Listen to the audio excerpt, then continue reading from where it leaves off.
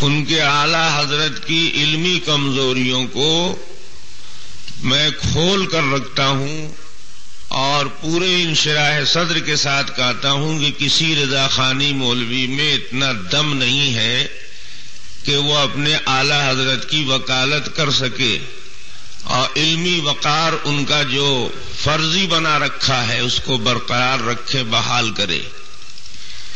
ہمالہ جیسی غلطیاں خان صاحب نے کی ہیں اور ان کے ساتھ ساتھ جو ان کے چیلے اور جو ان کے دم چھلے لوگ تھے، جو ان کے شاگرد تھے، انہوں نے بھی ان غلطیوں میں ان کی تقلید کی ہے اور اسی روش کو اپنایا ہے۔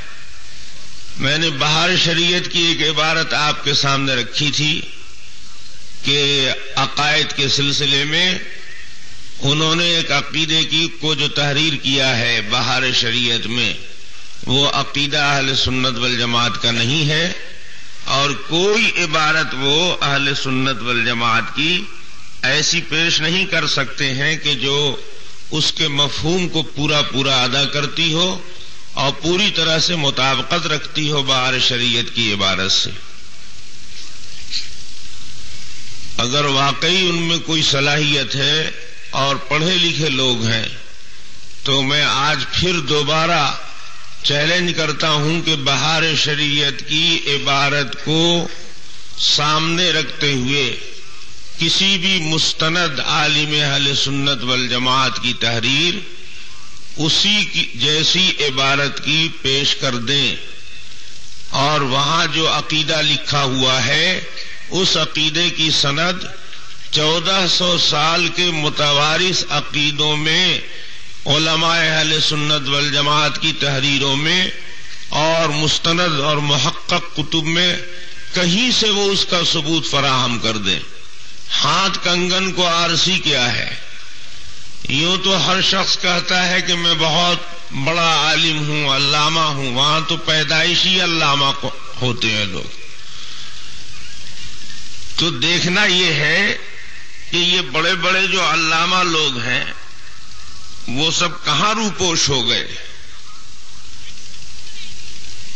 اب میدان میں بچوں کو کر دیا تاکہ ذرا اشک شوئی ہو جائے اور وہ اپنے جاہل عوام کو کسی طرح مطمئن کر سکے کہ دیکھو یہ جواب دے دیا گیا، لیکن جواب دینے والے نے خود بھی سمجھا نہیں مسئلے کو، اور یا یوں کہیے کہ سمجھا بیچارہ لیکن جانتا ہے کہ اس کا جواب ہی کیا ہے، تو جواب دینے کے بجائے گالی گلوچ کے اوپر اتر آئے اور اٹھ پٹانگ باتیں کرنا، کتاب ہاتھ میں لے کر جو چیز کتاب میں نہیں ہے اس کو کتاب کی طرف منسوب کرنا۔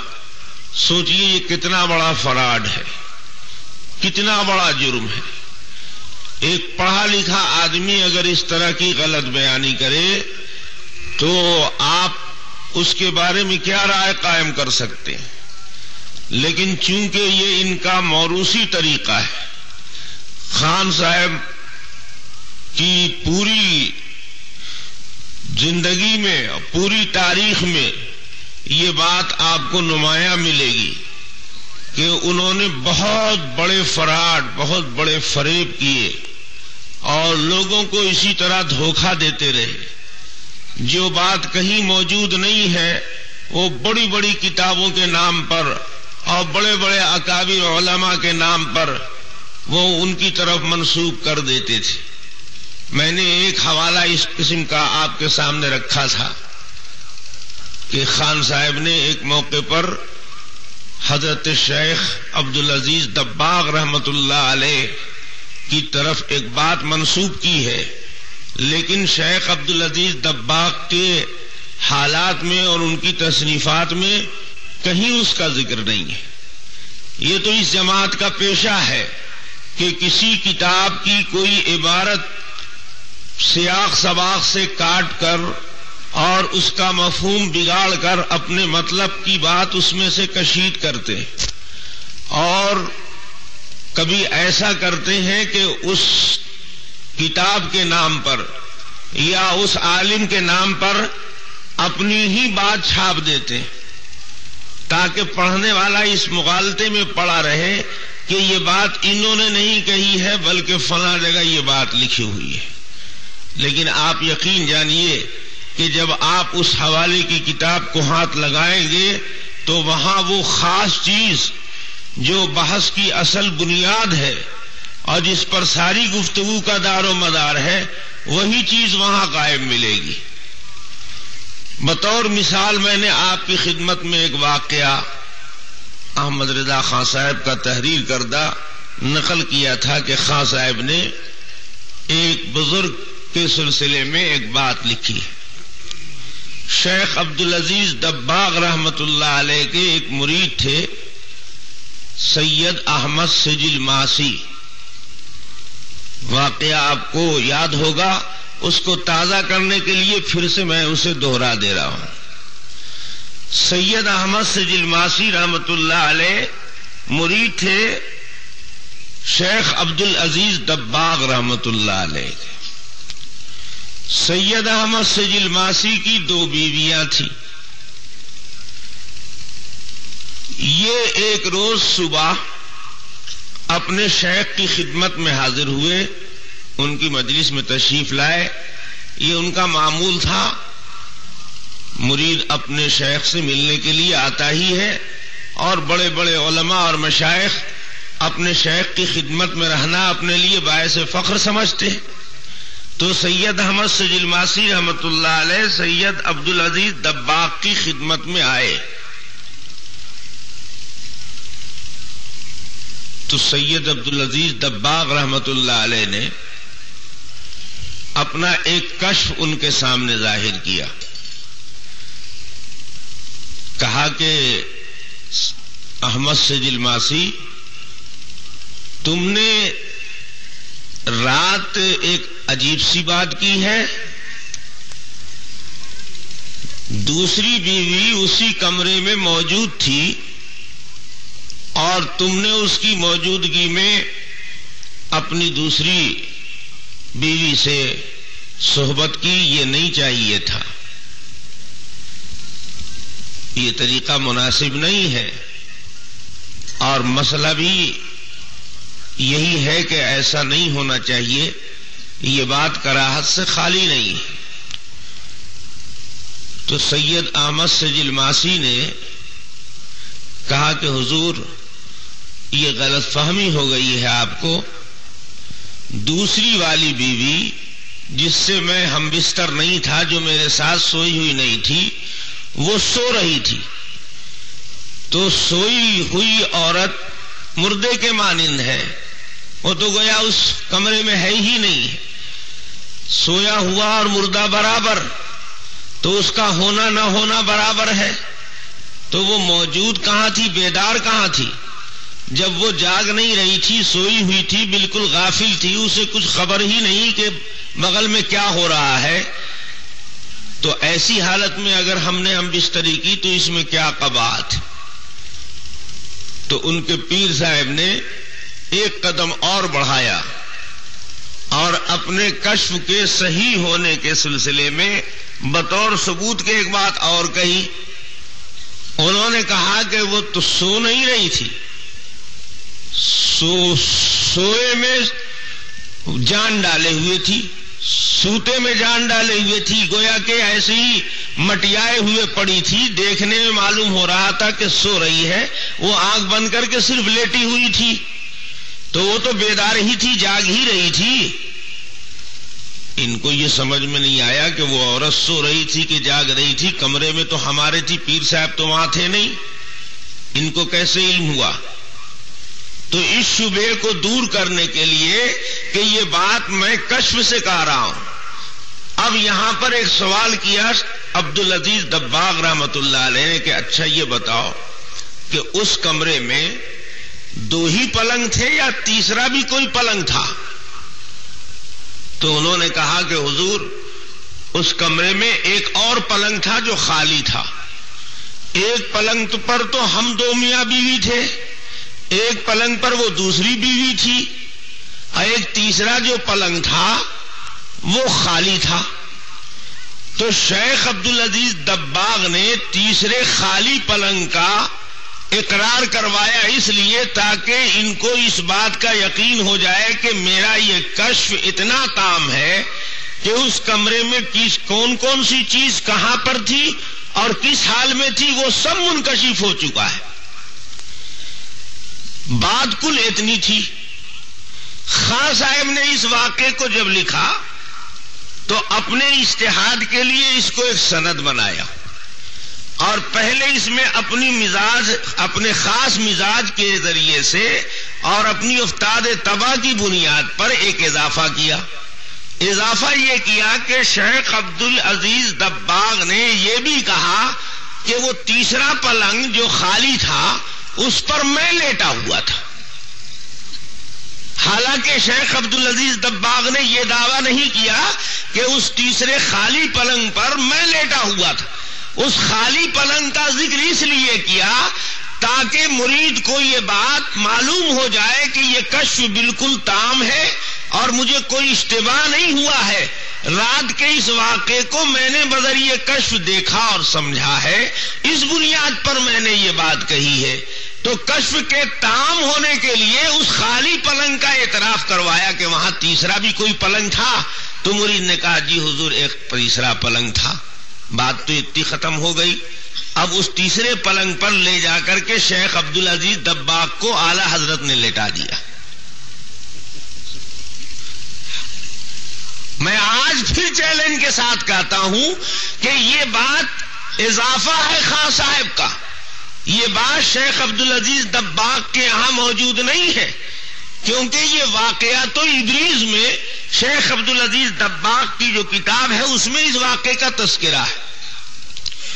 اس کتاب کے اندر یہ نہیں ہے کہ شیخ عبدالعزیز دباغ مرید کے کمرے میں پہنچ کر وہاں لیٹ رہے تھے.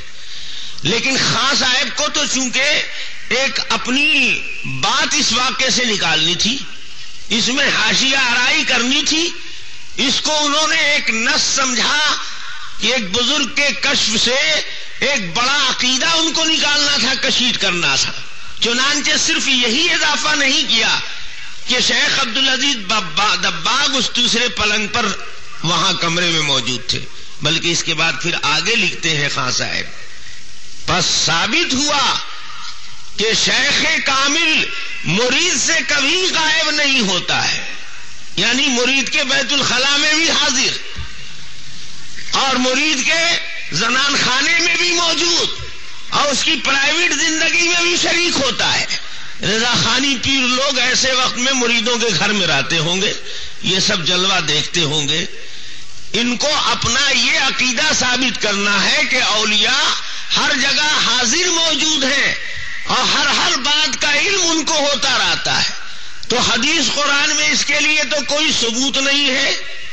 تو انہوں نے حکایتیں اور کہانیوں اور واقعات اور کشف و کرامات کا سہارا لیا, اور وہاں بھی جب یہ چیز کچھ زیادہ واضح طور پر نہیں سمجھ میں آئی تو پہلے اس میں اضافہ کیا انہوں نے.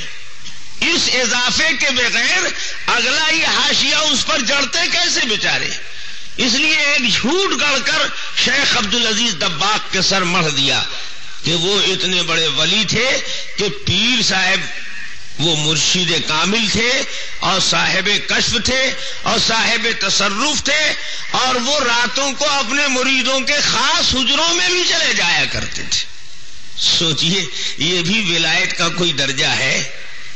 ایسے مقام پر تو باحیا آدمی خود سے اپنی حیا اور شرم کی وجہ سے علیحدگی کر لیتا ہے. فرشتے بھی وہاں سے ہٹ جاتے ہیں. حدیث میں آتا ہے کہ فرشتے بھی ایسے وقت میں وہاں سے حیا کی وجہ سے ہٹ جاتے ہیں. یہ بے حیائی کی بات ہے کہ ایسے موقع پر دیکھے, لیکن ان کے ہاں تو یہ سب بے حیائی عام بات ہے. یہ سب ولایت ہے, کرامت ہے, بزرگی کی بات ہے. خان صاحب نے عقیدہ لکھا ہی ہے کہ رسول اللہ صلی اللہ علیہ وسلم اور تمام پیغمبروں کی قبر میں ان کی بیویاں پیش کی جاتی ہیں, اور بیویاں پیش کی جاتی ہیں تو وہ بیویوں کے ساتھ کوئی ذکر اللہ اور کوئی عبادت نہیں کرتے, بلکہ وہاں قبر میں شب باشی کرتے ہیں, مجامعت اور ہم بستری کرتے ہیں. اب سوچئے ان کا یہ عقیدہ کتنا بھیانک ہے. خدا نہ کرے ایسا ذہن کسی مسلمان کا بنے. یہ کتنی گندگی اپنے اندر لیے ہوئے. اگر مان لیا جائے کہ رسول پاک صلی اللہ علیہ وسلم کے روضہ اطہر میں، آپ کی قبر پاک میں آپ صلی اللہ علیہ وسلم کی بیویاں پیش کی جاتی ہیں اور آپ ان کے ساتھ مصروف ہوتے ہیں، تو حضور کے حجرے میں آپ صلی اللہ علیہ وسلم کے دو خسر بھی تو موجود ہیں. حضرت صدیق اکبر رضی اللہ تعالی عنہ کا مزار مبارک کہاں ہے؟ اسی حجرے میں تو ہے. اور حضرت سیدنا فاروق اعظم رضی اللہ تعالی عنہ کی قبر کہاں ہے؟ وہ بھی تو اسی جگہ بازو میں ہے. تو دونوں صاحبزادیاں باری باری اللہ کے رسول کے ساتھ مصروف ہوتی ہیں اور ان کے یہاں سب مردے سر اٹھا کر دیکھتے ہی رہتے ہیں. اسی لیے انہوں نے تاکید کی ہے کہ کسی ولی کی قبر پر زیارت کے لیے جائے تو اس کو چاہیے کہ پایتے کھڑا ہو، سرہانے نہ کھڑا ہو، گردن موڑ کے دیکھنا پڑے گا نا. اب پایتے کھڑا ہوگا تو گردن موڑنے کی زحمت ان کو نہیں کرنی پڑے گی. تو ہم پوچھتے ہیں کہ آپ کے عقیدے کی روشنی میں رسول اللہ صلی اللہ علیہ وسلم تو شباشی فرما رہے ہیں بیویوں کے ساتھ، اور دونوں خسر اسی جگہ دیکھ رہے ہیں، معائنہ فرما رہے ہیں. یہ حیا آپ کے ہاں ہی چلتی ہوگی اور اتنے مہذب آپ ہی کے ہاں کے لوگ ہوتے ہوں گے. پیارے آقا جناب محمد الرسول اللہ صلی اللہ علیہ وسلم کے بارے میں کوئی بازاری عورت بھی ایسا گندا عقیدہ نہیں رکھے گی. تو چونکہ ان کو اپنی بات نکالنی ہے، چاہے جس طرح نکلے، جہاں سے نکلے، گڑھ کر عبادت گڑھنی پڑ جائے، جھوٹ بولنا پڑ جائے، غلط حوالے دینے پڑ جائے، کہیں شیعہ کتاب سے مل جائے، کسی اور کتاب میں مل جائے اہل سنت والجماعت کے علاوہ، تو اس میں بھی انہیں شرم نہیں آتی. چنانچہ کٹک کے مناظرے میں قادری صاحب نے ایک تفسیر کا حوالہ دیا، اور جب میں نے مواخذہ کیا کہ اس تفسیر کا جو مصنف ہے وہ اہل سنت والجماعت میں سے نہیں ہے، اس کو ثابت کیجیے کہ وہ سنی العقیدہ ہے. یہ تو رافضی ہے، وہ اپنے عقیدے کے مطابق لکھ رہا ہے اور آپ اسی عقیدے کو اپنا عقیدہ بتا رہے ہیں. تو آپ اعلان کر دیجئے کہ ہم رافضی ہیں. تو ہاتھ کے طوطے اڑ گئے اور مستقل 3 دن کا ان کو موقع ملا، لیکن یہ الزام انہیں اٹھا نہیں سکے سر سے. وہ تو دیکھنے کا وقت ہوتا ہے جب ان پر قیامت ٹوٹتی ہے. یہ کہتے ہیں پیشاب کر کے بھاگ گئے اور نقاب اوڑھ کر بھاگ گئے. خدا نے چاہا تو کبھی وہ دن آ جائے گا، وہ دیکھ لیں گے آپ کے کیسے بھاگا جاتا ہے. منہ چھپائے پھر رہے ہیں بیچارے اور کوئی بات بنائے نہیں بن رہی ہے. میں نے 3 عقیدے جو ان کی کتابوں میں تحریر کیے ہوئے ہیں، ایک نہیں 3 عقیدوں کو میں نے دعوے کے ساتھ بتایا کہ یہ غلط ہے، اور تینوں میں سے ایک بھی اہل سنت والجماعت کا عقیدہ نہیں ہے. اور حوالے کے ساتھ میں نے ثابت کیا، اور آج پھر اسے دوہرا دے رہا ہوں تاکہ بات ذہن نشین رہے. گالی دینا کسی سوال کا جواب نہیں ہے، تو بندیاں کرنا، اٹھ پٹانگ بولنا کسی سوال کا جواب نہیں ہے، اور گمنام لونڈوں کو لگا دینا تاکہ صفائی کر دیں اور اپنے لوگوں کو کچھ سمجھا دیں تاکہ یہ جاہل لوگ ہاتھ سے نہ نکلنے پائے اور میرا حلوہ مانڈا برقرار رہے، دکانداری چلتی رہے. یہ سب پولیٹیکل چیزیں ہیں، اس کا دین سے کوئی تعلق نہیں ہے. اگر آپ میں دیانت ہے تو وہ شارح بخاری صاحب کہاں چھپے ہوئے ہیں؟ میدان میں آتے. محدث جلیل صاحب، وہ محدث جلیل جو کہلاتے ہیں، ان کو حدث اکبر کیوں ہو گیا؟ وہ کہاں چھپے ہوئے تھے؟ آتے ذرا میدان میں ڈنکے کی چوٹ سے ثابت کرتے کہ والد بزرگوار نے جو لکھا ہے اس کی سند یہاں موجود ہے اہل سنت والجماعت کی کتابوں میں. اس کی مساوی متبادل عبارت، اس مفہوم کو پورا ادا کرنے والی کوئی عبارت اہل سنت والجماعت کی کتابوں سے نکال کر دکھا دیتے. اٹھ پٹانگ کیوں بول رہے ہیں؟ کہاں کی اینٹ کہاں کا روڑا، بھانمتی نے کھمبا جوڑا، اٹھ پٹانگ بخاری دکھا دیا. ارے بخاری آپ اس کو دکھائیے جو بخاری سمجھتا بھی ہو. آپ نے عوام کے سامنے بخاری لے لیا ہاتھ میں اور کہیں سے کوئی روایت پر یہ دیکھیے یہ لکھا ہے. ارے اس سے کیا واسطہ ہے؟ اگر بخاری میں وہ چیز لکھی ہوتی اور اگر قرآن کی کسی آیت میں اس عقیدے کا ذکر ہوتا تو صرف امجد علی صاحب کو سوجھتا کہ ان کے پہلے بھی کسی کو نظر آتا. لیکن خدا کی قسم پورے انشراح صدر کے ساتھ اور چیلنج کے ساتھ کہتا ہوں کہ بہار شریعت میں جو کچھ لکھا ہے عقیدہ انہوں نے، وہ 1400 سال کی اہل سنت والجماعت کی مستند تصنیفات میں کہیں وہ چیز نہیں ملے گی.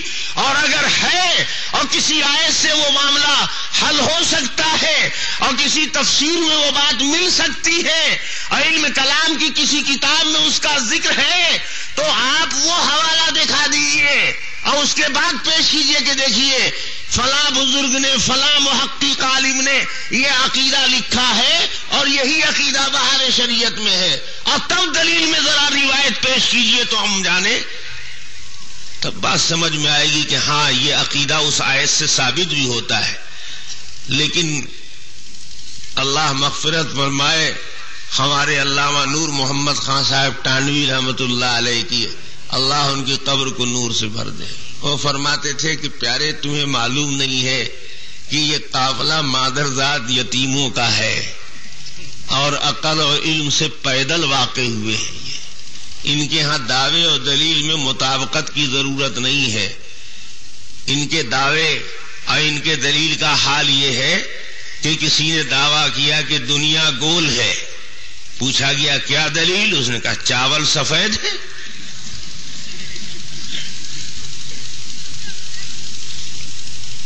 دنیا گول ہے یہ دعویٰ اور دلیل کیا ہے کہ چاول سفید ہے. اب آپ سوچتے رہیے، ملاتے رہیے کڑی سے کڑی، قیامت کی صبح تک یہ دعویٰ دلیل یہ دونوں مطابقت نہیں پیدا ہو سکتی، اس میں میل نہیں کھاتے. اسی طریقے سے میں نے جو بات کہی کہ یہ امجد علی صاحب نے بہار شریعت میں جو عقیدہ لکھا ہے یہ غلط ہے، تو اس کا سیدھا سادہ طریقہ تھا کہ کسی اہل سنت والجماعت کے مستند عالم کی تحریر پیش کرتے کہ دیکھیے یہ عقیدہ فلاں کتاب میں فلاں عالم نے بھی لکھا ہے اور یہ تو اہل سنت والجماعت کے ہاں معلوم عقیدہ ہے، اور اس کے بعد پھر آپ ثبوت پیش کرتے کہ یہ امجد علی صاحب نے کچھ اپنے گھر سے نہیں کہا ہے اور فلاں بزرگ نے لکھا کوئی اپنے گھر کی بات نہیں کہی ہے. اس کے ثبوت میں دیکھیے یہ دلیل ہے، یہ روایت ہے، یہ آیت ہے. تب بات بنتی کہ اس آیت سے وہ عقیدہ معلوم ہوتا ہے، دوسروں کو بھی نظر آیا، اور اس حدیث میں وہ بات ہے دوسروں نے بھی وہ بات سمجھی. لیکن اس روایت میں جب ذکر ہی نہیں ہے اس عقیدے کا اور اس آیت میں وہ عقیدہ ہے ہی نہیں تو پہلی کتابوں میں ملے گا کیسے؟